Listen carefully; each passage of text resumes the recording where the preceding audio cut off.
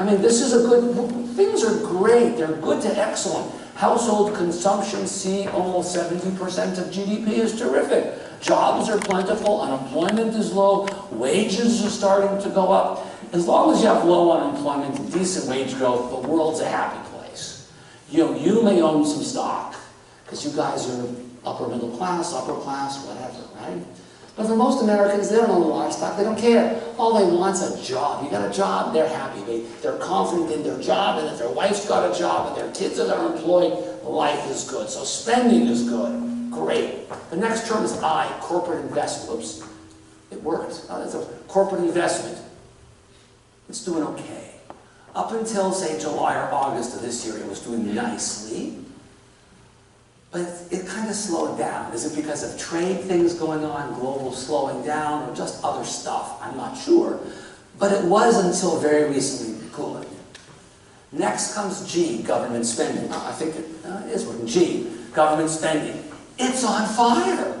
Tax cuts are leading to all kinds of increases in personal income and corporate income. Personal income's down. Small corporations get a 20% tax cut. Large corporations have a huge tax cut. And there's spending increases of $400 billion over 2 years, fiscal 18 and 19. So there's tremendous amounts of fiscal stimulus coming in the form of strong government spending. This is not a good thing. This is a policy mistake that we may well regret, but in the short run, it's spectacular. So C is very strong. Until recently, I was very strong. G is very strong. And this is exports minus imports. I know I should use the first letter and their vowels. Vowels aren't as much fun as consonants, so I'm pandering here. Exports were unbelievable in Q2. They were amazing in Q2. They were so good they raised GDP over a percentage point almost single-handedly on soybean sales. The fear that China was going to impose offsetting tariffs on imported American goods.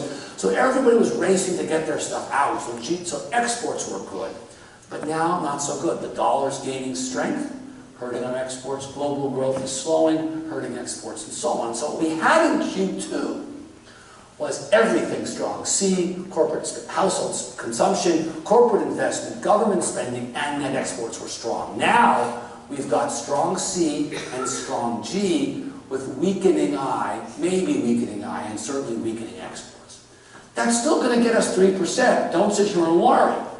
But over time, everything else is going to slow. Let's see why and let's see where. So this is the stock market. Until recently, the stock market was great. If you owned financial assets of almost any kind, they were doing well, right? And if you owned physical assets like a warehouse, a multifamily structure, houses, apartment buildings, commercial real estate, it's done well too. Things have been good. We're happy. And when we're happy, what do? We borrow money. Americans are borrowing again. You can see here. We borrowed a lot initially in the first half from 2003 through 2008, the peak of the stock market, and before the recession comes in early 2008. 6 quarters of a recession followed by several more years of declines in personal debt because we were just foreclosing on our houses and defaulting like crazy. Not here in the upper Midwest where we're all conservative and thoughtful here, right? But now on the profligate East Coast and West Coast of the U.S., places you look down upon. I'm kidding. But you get my point. And then now, hit the trough, we're going back up again. But the world is a different place than it was then. You can look at this graph and see things are physically very different on the balance sheet of households.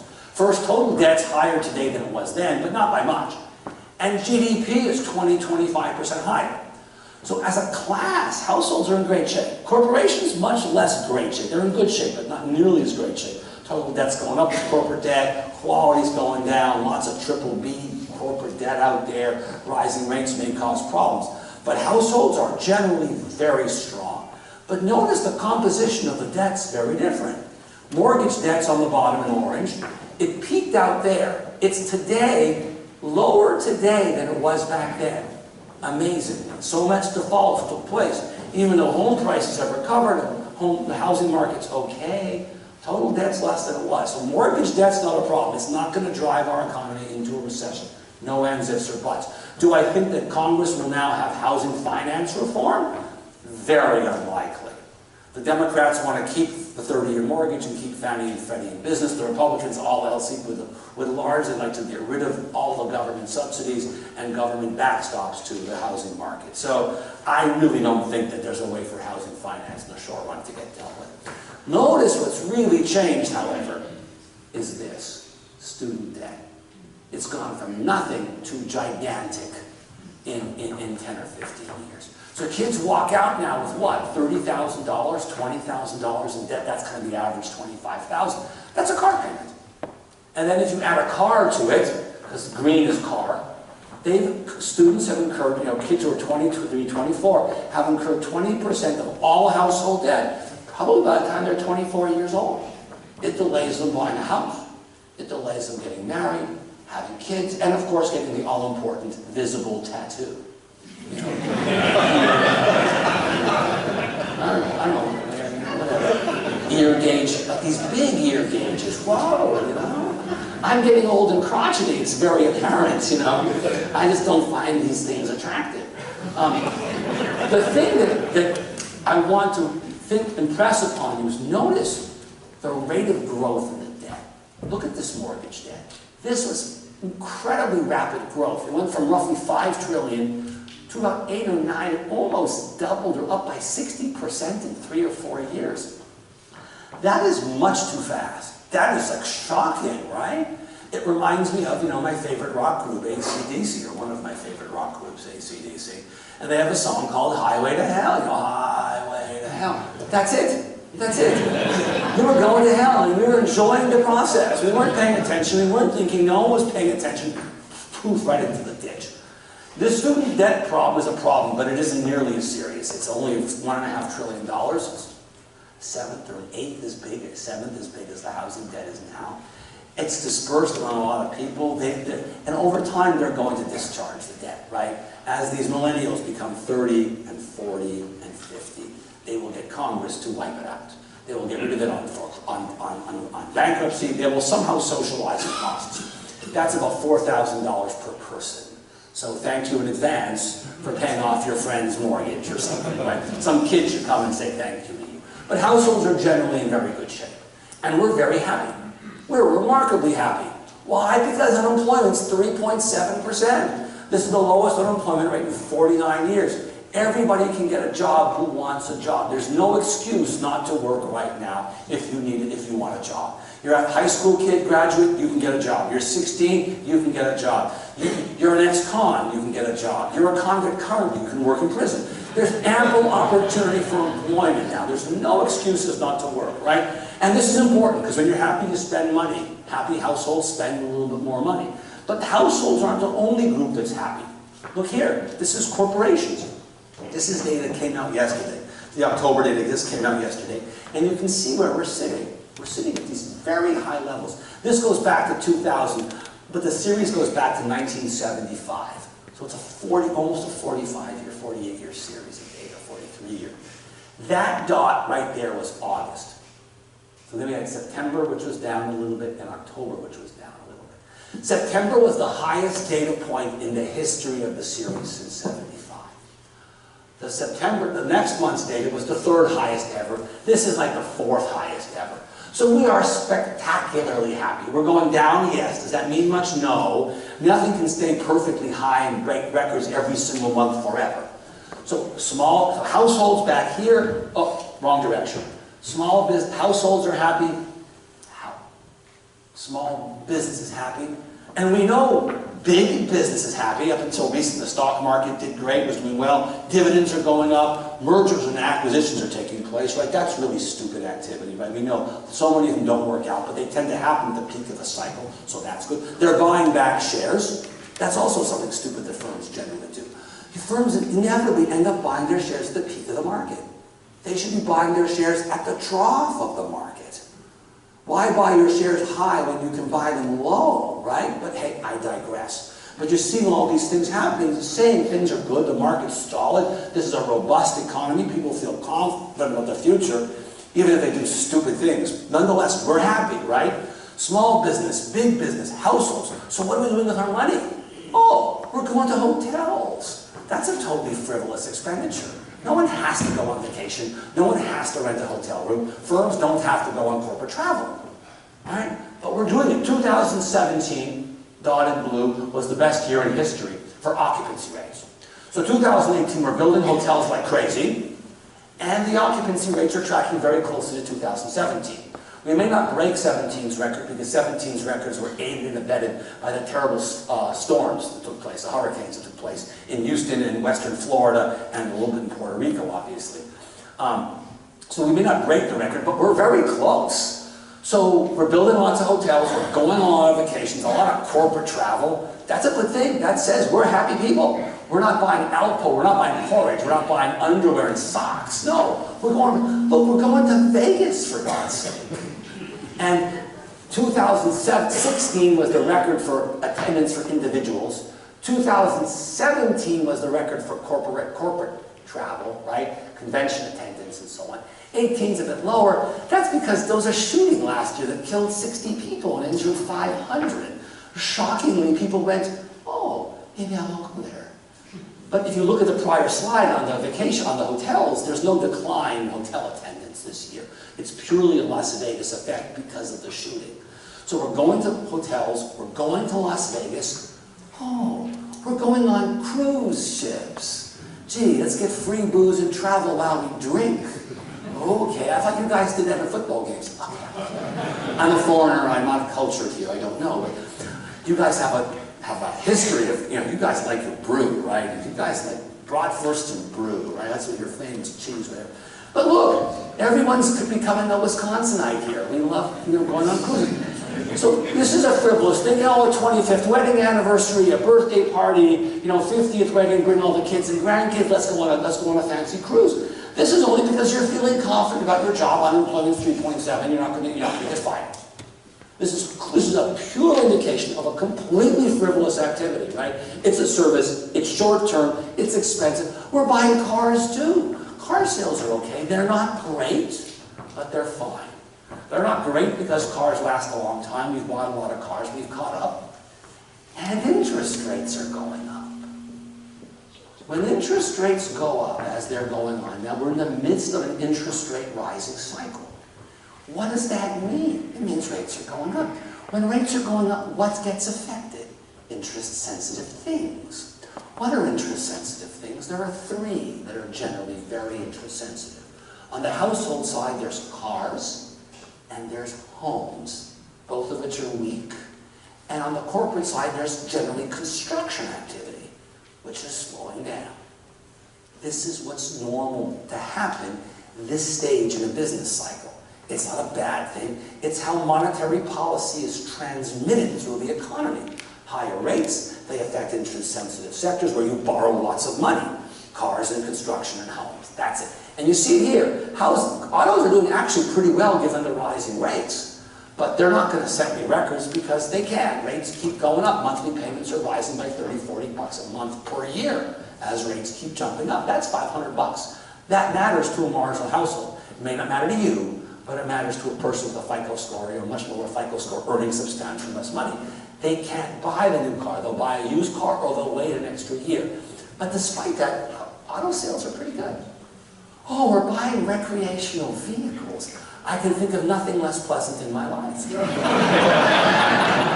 Really, it's not that I don't want to travel. I love traveling, but I don't want to travel in a shoebox, then eat in the shoebox, and say, oh, let's go to bed and stay in the shoebox on wheels.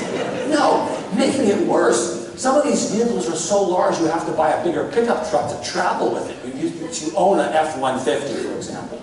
But now you've got to buy an F-750. They don't exist. To pull it.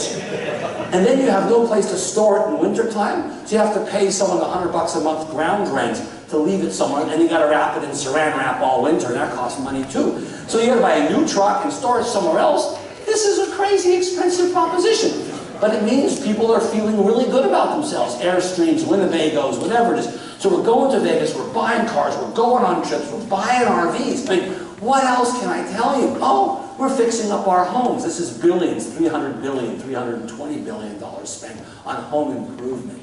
Not new construction, renovations and repairs, alterations. It's doing very well. Why? Because we have lots of home equity.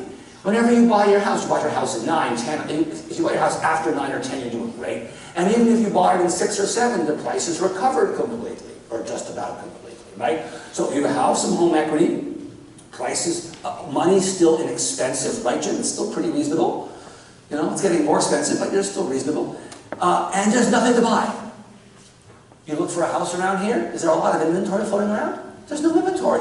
So someone like you says, you know, oh my God, you know, I want to downsize, upsize, get more house, more kids, fewer kids, whatever, get married, you're divorced, I don't know, whatever it is. You want to do something, but you can't. So you say to yourself, I can't do much, so what am I going to do? I'll fix what I got. I'll plump in $50,000 and get a new kitchen, or $30,000 and get a gazebo, or $10,000 and get a bathroom. It's kind of like, you know that song by Stills? The key line is, if you can't be with the one you love, love the one you're with. That's your house. It may not be a great house, but it's all you're going to get, so you might as well make it nice and pretend you're happy. So that's what's going on here. Now, why is it going down? The growth, it's still going up. The bar is rising, 330, 340, 350, but the growth is going down. Why? Because existing sales are starting to slow. Now, when you buy a house from somebody else, an existing house, they often don't fix it up. You know, they've been there 10, 15 years, they age in place, they think it looks great, they don't realize it's very dated. Then you buy the house and you say, oh my God, I gotta spend $20,000, $30,000 just on the carpets. The place looks like hell, right? But because home sales are declining, because rates are going up, renovations, alterations, and repair activities, the growth is declining. It's still going up. Just the growth is declining. Keep this in mind, right? But that's an expensive thing. I mean, this is a totally frivolous purchase. And last but not least, one of my favorite slides, we're buying racehorses. Of course. My God, how frivolous is that? So we're buying RVs, we're fixing houses, we're buying boats. I don't have it. We're buying boats, we're buying planes. We are a happy bunch of people. You put it together, household consumption, C, that first term in GDP, is growing like gangbusters. It's well over 3% in the last couple of quarters. And that's been a major driver of GDP growth of late, right? Households have more income, tax cuts have occurred, we feel confident, unemployment is low. You put this together, see the growth in income that households are experiencing now is over 5%. Because overtime's up a bit, 2.5 more million people are working who didn't work, and the average pay raise is 3%. So you put all these sources of income together, right? That's a lot of money. So households are feeling good. You see it. This is wonderful. Let's talk about I. What's going on in I? Corporate investment. And one of the keys here is oil.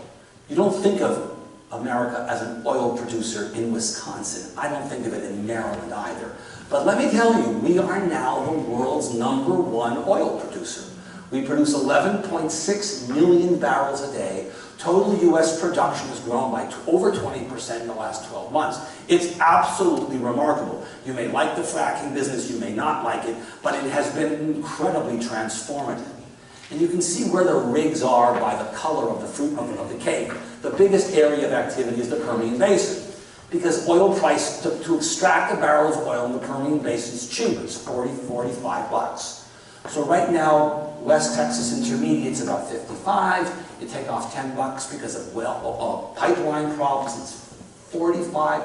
They're still making money there. It's pretty remarkable. In the past, when oil prices went up, it wrecked our economy. It didn't make a recession necessarily, but it hurt because you had to spend money on gas that you otherwise would have spent going out to dinner, going to a hockey game, you know, whatever you would have done, buying a suit, going on a trip, whatever, right? But now, because we produce 11.6 million barrels a day, increases in oil prices hurt you and me as customers, sure. But they help us because we own shares in BP or Gulf, not Gulf, but ExxonMobil or Chevron or Total or Elf or whatever it is. Employment in the oil patch goes up. And all the way from Texas here, all the way up to the Canadian border in Alberta, there's massive increases in exploration and production. So it's very much offsetting. It's mildly negative, but very mildly. Now, of late, oil prices have really dived. They've really dived down. They've down by 20, 25%. They've fallen by 10, 12 bucks a barrel, both Brent, North Sea Brent, Global Oil, and West Texas Intermediate, WTI. It's a complicated story. We'll spend a few minutes because it's very interesting. A few months ago, there was a fundamental belief we were going to run out of oil in the very short run. Trump was going to impose the tariff, the punishment on Iran because of the nuclear deal, the JCPOA. Iranian production was going to drop like a rock. Venezuelan production is already dropping like a rock because of gross mismanagement, their gross political mismanagement. And we were going to run out of oil. This loss of a few million barrels of Iranian oil was going to put the world's demand bigger than supply. Prices were going to skyrocket. And everybody was bullish on oil. The amount of money wagered on bullishness on oil was spectacular. It was all good until it wasn't good. And in the last 2.5 weeks, oil has declined every day for 12 straight days. It's the biggest decline, number of days of decline since 1983 or something. Because everything switched. Everything switched. Global growth suddenly starts to slow. China starting to slow down. Trump offers waivers on countries, so suddenly we're not losing so much Venezuelan oil. And US production starts to skyrocket along with Russia. And suddenly what we thought was a deficit in oil becomes a huge surplus, and now OPEC's talking about cutting production. The Saudis said they're going to cut unilaterally 500,000 barrels or so, desperate to cut. So that means maybe the frackers will frack more, but it's a very complicated world, and the fracking really matters. But if prices do come down, dollars spent in the patch will go down too at some point. Oil below 50 bucks becomes really largely untenable for much production in Texas, Colorado, North Dakota, and so on and so forth. But oil is a big story. Look, what's also going on is firms are making a lot of money. Firms are happy. Corporate profits are good. Firms are optimistic about the future. They feel good. Unemployment is low. Wages are going up. They can't find workers. We'll have to do some investing in plant and equipment inevitably, right? They have no choice. And they have money with which to spend. So firms are feeling good. You know, a few years ago when things were here and things were really terrible, it was Brexit was just announced. China was devaluing its currency. There was a lot of bad vibe going on out there. But since then, you know, things have been much better. Europe had a great year last year. We're having a good year right now. Things now are starting to slow, but we've had tax cuts, so we've been largely immune of this global, little bit of slowing down in global growth. I'm not saying it's slowing wildly here, but global growth is going to slow from, say, 3.7, 3.6 to 3.3. It'll fall by 10%. Nothing massive, but it'll fall. But we're okay. We've been insulated because of the tax cuts and the spending increases and so on. We'll get there eventually. We'll talk about that. But corporate profits are good. Look at manufacturers. These guys they're high on drugs. I mean, you know, they must all be going to Michigan now to get legal pot or something, right? I mean, look at this. This is 2 years of exceptionally happy. They were in a recession. Manufacturing was in a recession. They recovered and they're spectacularly happy. Are they nervous about the future to some extent? Yes. If you talk to manufacturers, what are their biggest concerns? Their biggest concerns are lack of labor. They can't find workers to do the stuff they need to get done. And they're afraid of tariffs and how this will work itself out. So they're happy, but nervous. And this is justified under the situation. No one knows how the tariff thing will resolve itself. We'll talk a little bit about that. This is 10-12% of GDP. How about the rest of GDP? Well, the rest of GDP, they're happy too. This is services, non-manufacturing. 70% of GDP. And look at this, guys. They're crazy happy. The series begins here just as the recession starts, but it's been 10 years. They've never been happier than they are now. Manufacturers are happy, service providers are happy, small businesses happy, big businesses happy, households are happy. We're buying boats, cars, planes, RVs. We're going on vacation. We're going to Vegas. It's great. Q4 GDP will be 3%. This is wonderful. But it's not going to last. You can see here. This is spending on equipment, not plants, but equipment. And you can see it skyrockets. You know, the Trump tax cut comes somewhere around here, early 2018, right? Or very late 17, I'm sorry. So it may have had some impact. The higher oil prices, certainly. Oil prices now, the oil investment spending in oil is now a huge driver of corporate investment. It's them and the high-tech companies like Google and Amazon. These are the major drivers of corporate investment in plant and equipment, research and development, and so on. It went down the last couple of months. Am I sitting here going, oh my God, the world's coming to an end? No. Am I a little bit unhappy about this? Yes. I'd like to see it keep going up. We need it to go up. We need it to go up. Because it's the single best thing that will increase the productive capacity of our economy. As a result, it raises wages of workers, and it's a deflationary thing. As productivity goes up, it pushes down inflation. It weakens inflation.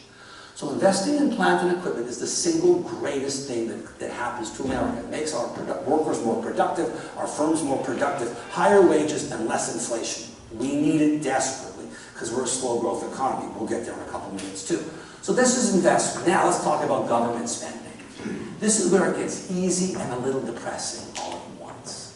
So last December of 2017, the Republicans passed on a partisan basis a tax cut in blue. It was a stupid idea. Our economy was already doing great. We were at 4.2% unemployment. We didn't need the stimulus. But the Democrats were upset because they weren't involved in the stupidity. They wanted a chance to also be stupid. And they went to the Republicans and said, please, please, let us also, can we be stupid? We missed in December, but give us a chance, come on. Republicans said, sure, let's work on it together. Let's be stupid together this time. And they went, yeah. So they had this $400 billion spending increase, fully deficit financed. $100 billion for storm relief from last year, which made sense. And the remaining $300 billion was evenly divided, almost evenly divided, between increases in defense spending to please Republicans and increases in social spending to please Democrats. They had been living for years in Congress under these very restrictive rules that kept the deficit at bay, and they hated it. And this was their chance to break the budget caps that they had agreed to years and years and years ago in 2011-12. And they were finally free to spend money, and that's all that Congress wants to do. They never want to raise taxes, they never want to be responsible and clear it up. They haven't been. But look what happens.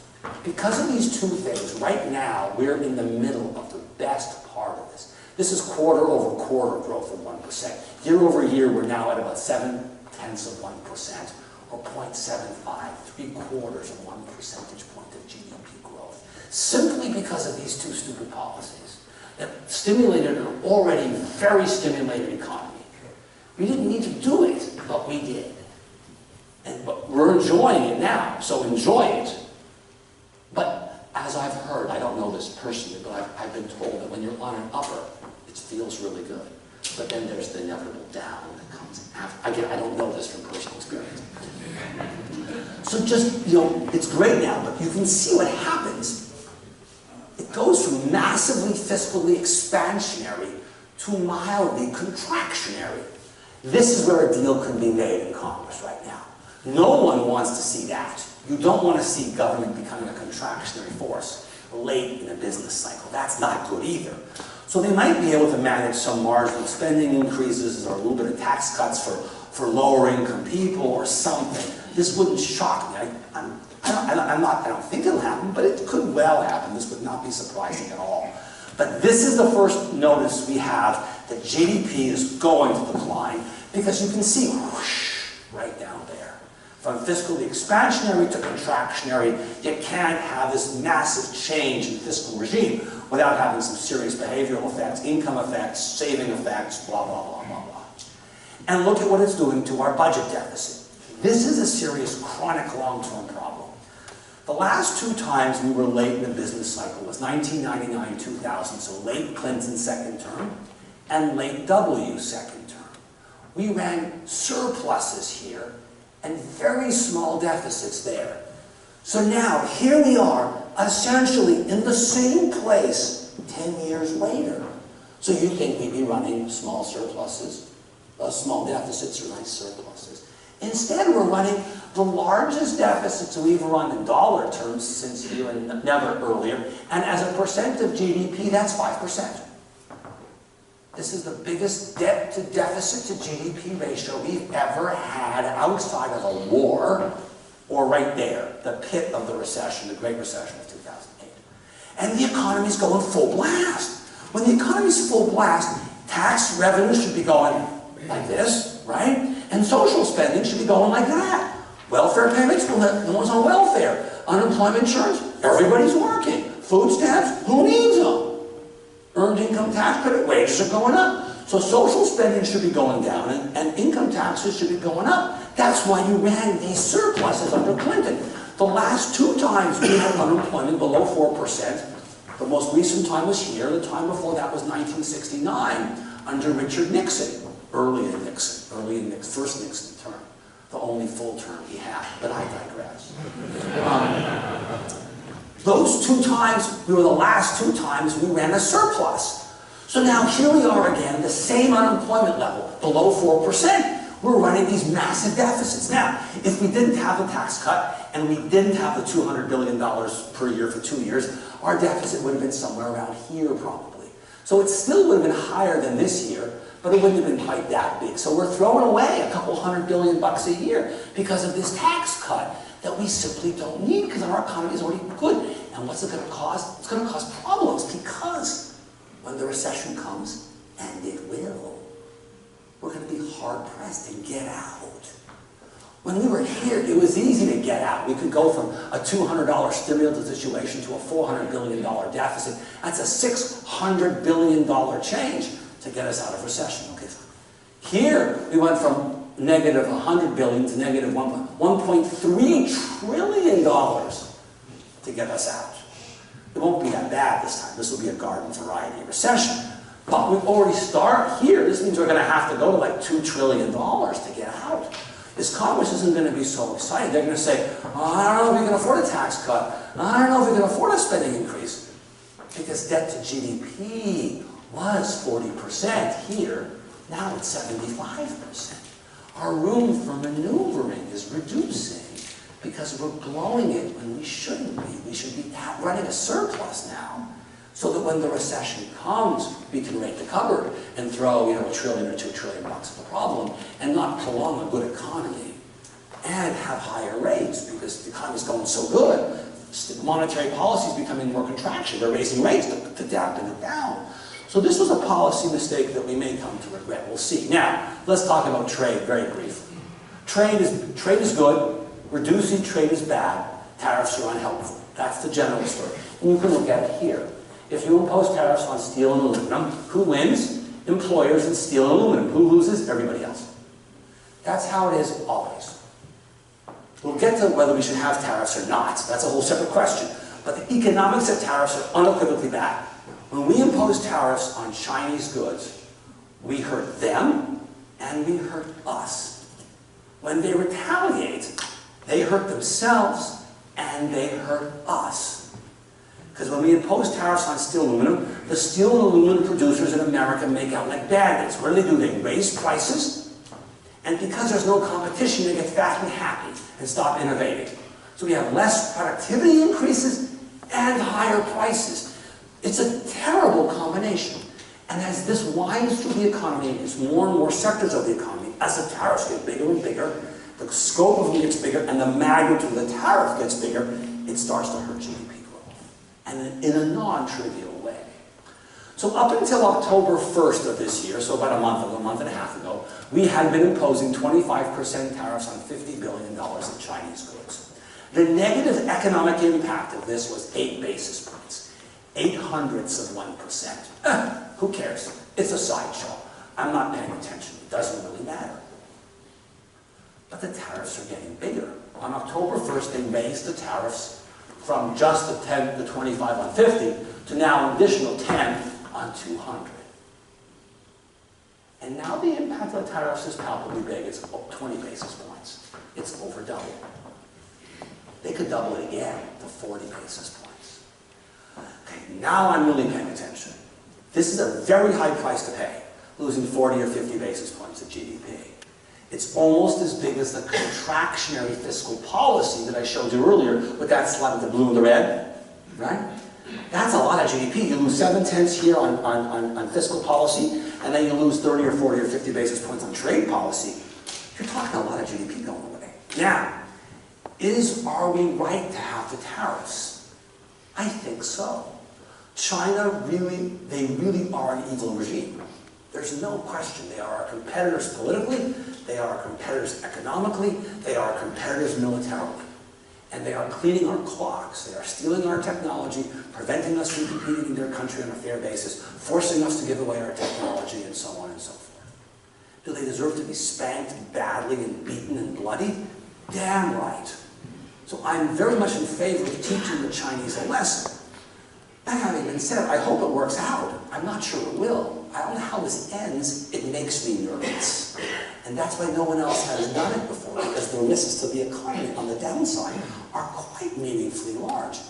They may well be worth it, and let's hope China changes their game and does the right thing. Obama tried to get the Chinese to behave. They said all the right things, and they kept on being the jerks that they are. So I'm very anti-Chinese. I mean, they're taking over the South China Sea and doing a whole lot of very egregiously wrong things. They deserve to be taught a lesson. I'd like to see the world go in on with us against China and do these tariffs as well. I hate to see it just being us, but I digress. So tariffs could be a big deal. Last but not least, this is GDP growth. So I'm telling you everything is great. See, household consumption is great. Up until recently, corporate investment was good. Government spending is rocking. Exports were until recently really good too. And that's all you get. That's it. That's GDP growth. 3.1, 3.2 for the year. Why so low? Why can't we be back here? This was Clinton. That was Reagan. These are recession bars. Why can't we be so good? It's your fault. You're older. You're too old. America's aging. The boomers are retiring. Population growth isn't so good. This is how GDP growth goes. You can calculate by CIG and adding it up or whatever. But this is what drives GDP growth. It's just two things.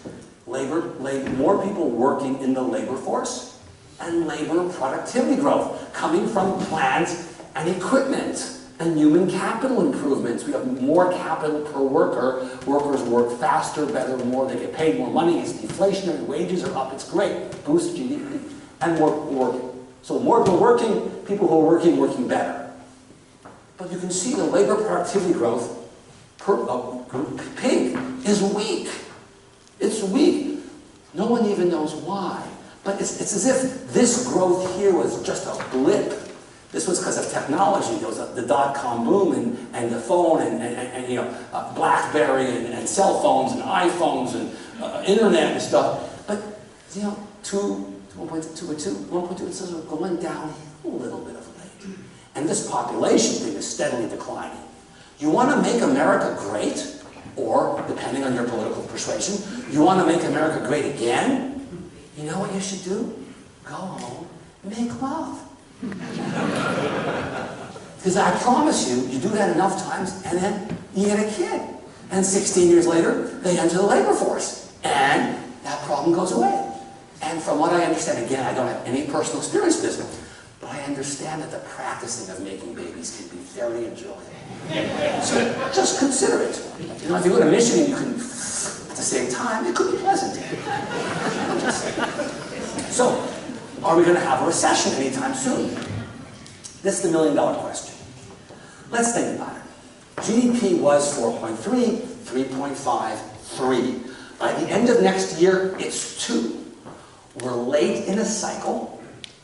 Fiscal policy is becoming contractionary. Trade policy is becoming contractionary. Right? This is when recessions occur. Recessions, increasing likelihood of a recession, it goes up as GDP growth goes down. If you're having GDP growth of 5 or 6%, you can withstand a lot of headwinds and still grow 2 or 3%. But if GDP growth is just 2%, and you're facing fiscal headwinds and monetary policy headwinds and trade headwinds and employment headwinds, the chance of going to 0 for a quarter or 2 aren't all that bad. You're thinking you're on a bicycle, you're going downhill, you're going 25 miles an hour, and there's a crosswind or a headwind. Are you going to fall off your bike? You're going 25 miles an hour, you're good to go. But if you're going 5 miles an hour, and it's flat, and this massive headwind comes at you from the side, your bicycle will fall over. That's a recession. The slower you go, the higher the chances. Now, let's get back to this graph. This graph's a measure of yield curve inversion. The yield curve looks like this. Years out of borrowing, so 1 year, 2 year, 3 year, 4 year, 5 year, 10 year borrowing at the bottom, and interest rates, say 1, 2, 3, 4, 5, 6, 7, 10. Let's suppose you borrow 1 year money for 1% on fiscal policy, and then you lose 30 or 40 or 50 basis points on trade policy.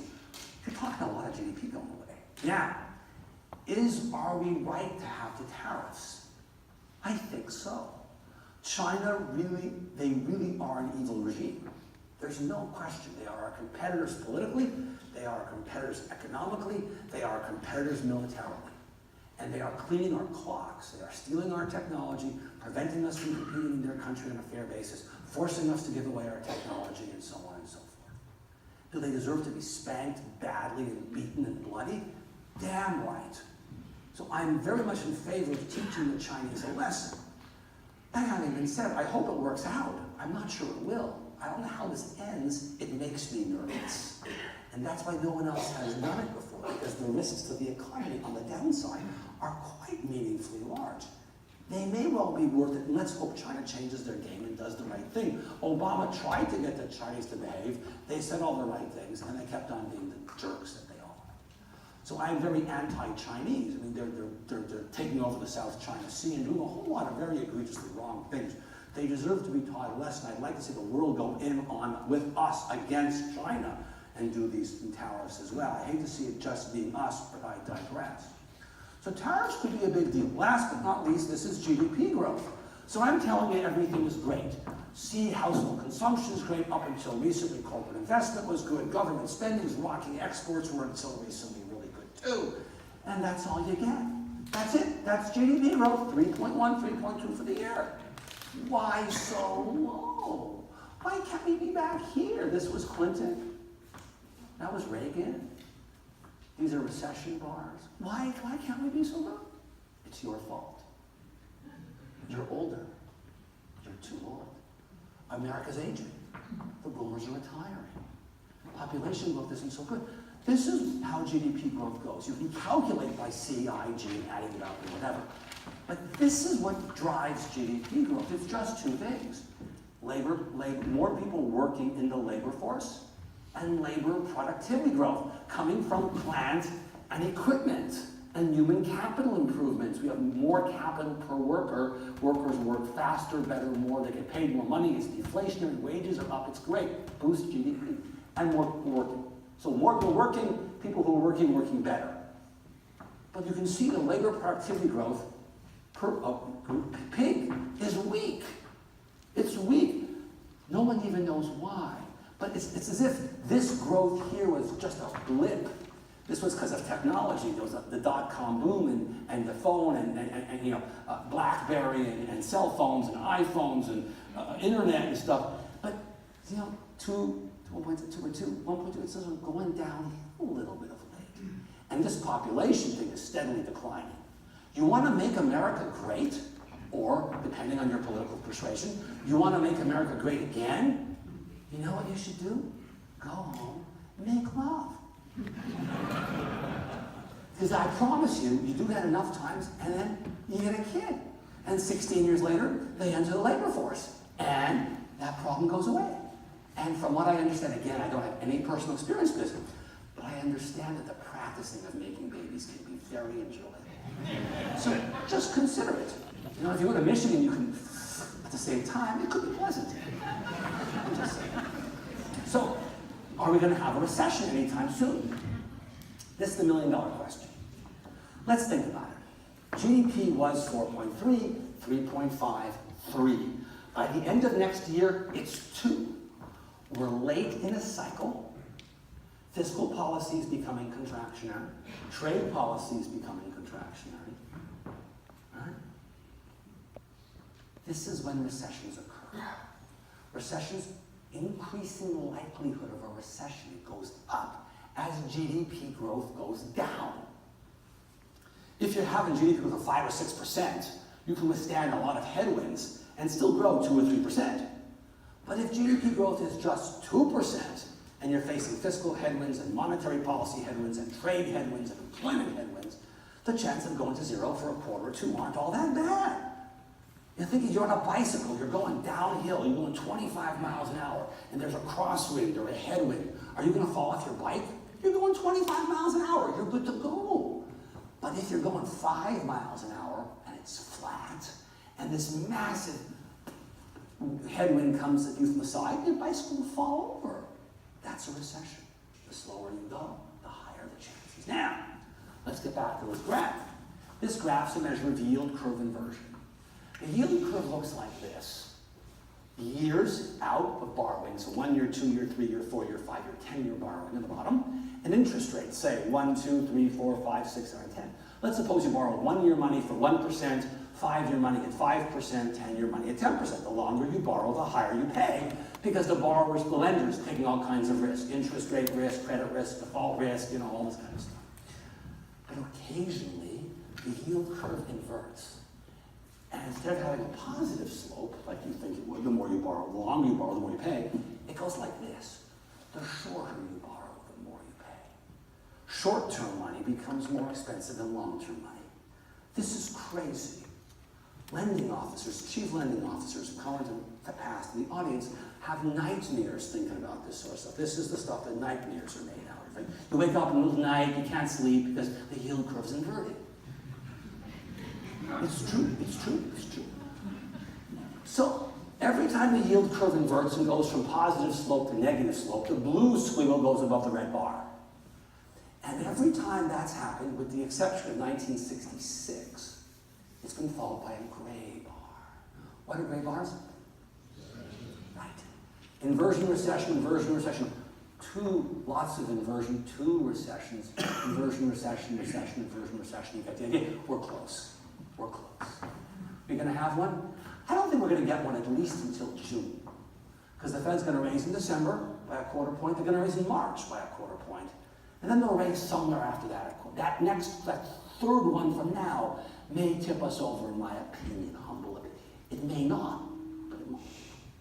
So if the recession, if the inversion occurs in June, and it takes about 6-8 months from the inversion to the recession, it doesn't happen instantaneously. There's some white space between the blue and the gray. It isn't instantaneous. So I don't think we can get a recession until early 2020. I'm not saying we're going to have one. That's the earliest we can get one, realistically. I mean, a war, of course, a nuclear war could change anything, or a meteor shower or something, but anything within the realm of possible, early 2020. The recession won't be that bad because there aren't that many imbalances in the economy. Corporate balance sheets aren't so hot. They're a bad one. But nothing really gross. It'll be hard to get out because of our fiscal policy won't be so great, but we'll do it. We'll get out. But this recession could happen in 2021, or if we're lucky, 2022. In June of next year, this recovery we're in right now becomes the longest in U.S. history. In June. 8 months away, or 7 months, or 7 months, whatever. That's the longest. So this recovery will be the longest recovery in history. The question is, how much longer will it go? Tell them I'm busy right now.